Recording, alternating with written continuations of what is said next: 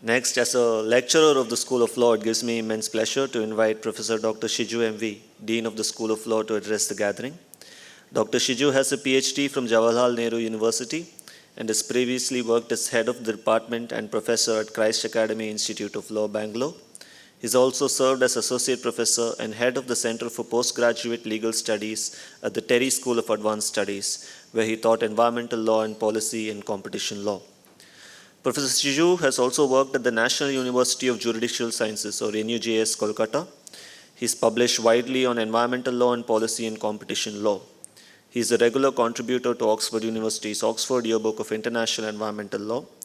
He is also a member of the editorial board of the Indian Journal for International Law and works extensively on competition law and policy, infrastructure reforms, policies in law, environmental law and policy, climate law and policy, and constitutional law. Dr. Shiju, the floor is yours.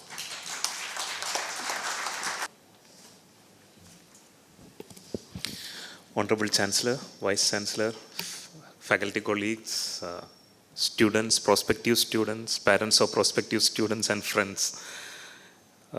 Even though School of Law is the last school to be represented here, we are the first school to be established in SaiU University.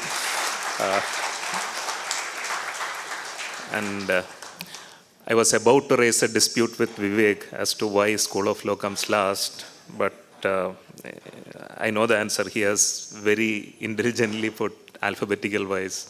So School of Arts, School of Computing and Data Science, and School of Law. I think we should change our name to something like School of Artificial Law or something to come, to be the first one to come. As I mentioned, we were the first school to be established in SaiU University. And there has been a lot of thinking which has gone into the setting up of the school.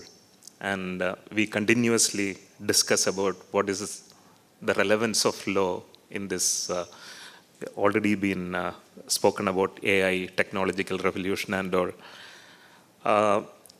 We think that like any other field, even the field of law is undergoing tremendous change. And we have identified, we will not be able to address all the challenges that the legal field is facing. But we have identified at least 3 challenges which in a simple way that School of Law, SaiU University will be in a position to address. The first, of course, is the role of technology. The role of technology in law and the role of law in technology.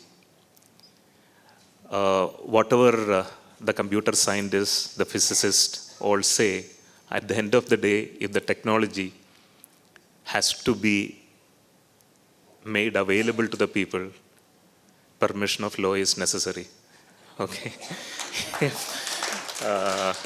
So how law regulates any technology? There can be 2 ways. One, the law can, in an excitement mode, can come up with rules which will facilitate the growth of technology. Or it can adopt a precautionary approach. What will happen if AI comes? What will happen to the jobs? What will happen to the economy? So it can adopt a very precautionary approach. So I think that in India, we need to seriously think about the role of law in technology, as well as what happens to law with this fast pace with which technology is changing all fields of human life. The second area, we think that the mode of governance itself has changed over a period of time. At least the parents would relate to me. We have heard stories, or I think at least my father had applied for a telephone connection. An ex-serviceman waited for 10 years and died without a telephone connection. Today, even before we think about a telephone connection, the representative is at our home giving us a SIM card. But how this transformation has taken place, I think that the way in which regulation and the emergence of independent regulators, when we have made that disconnect between democratically elected government and independent regulatory bodies which regulate many of the aspects of our daily life. Telecom sector is regulated by an independent body called TRAI. Electricity sector today is being regulated by an independent regulator called the Electricity Regulatory Commission. Biotechnology sector is regulated by GIAC.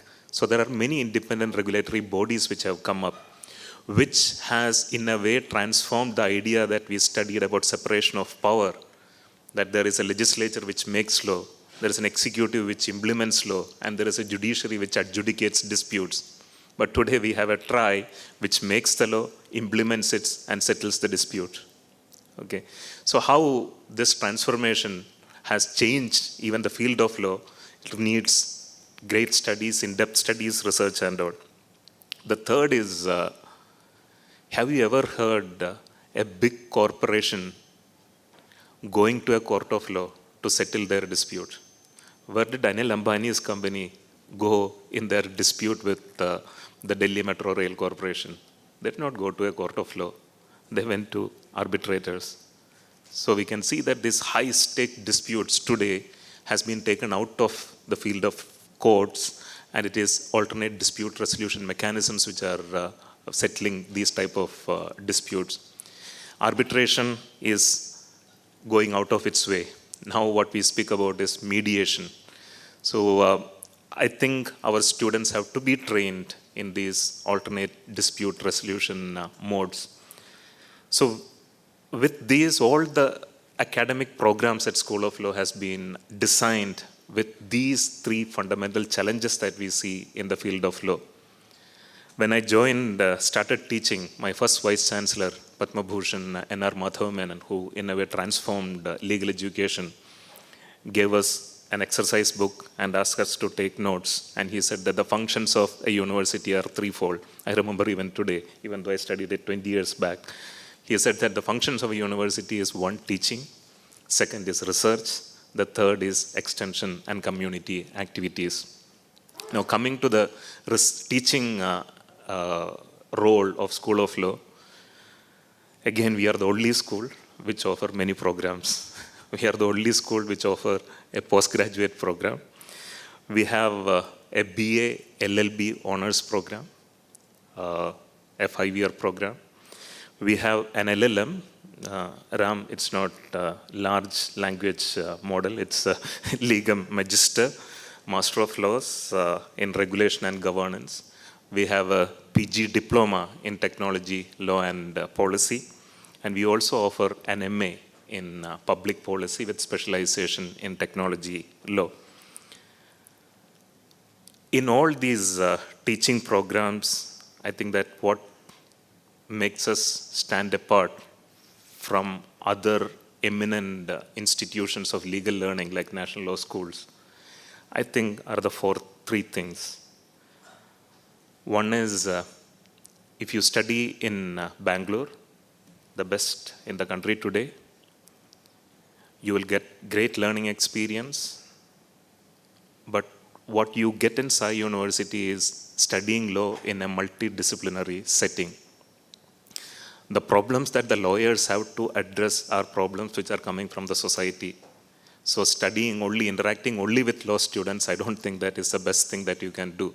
So when you study, when you sit in a class along with engineering students, art students, science students, I think that as a faculty who have taught these type of classes where we have students from various disciplines, I think that the way in which they think itself is different.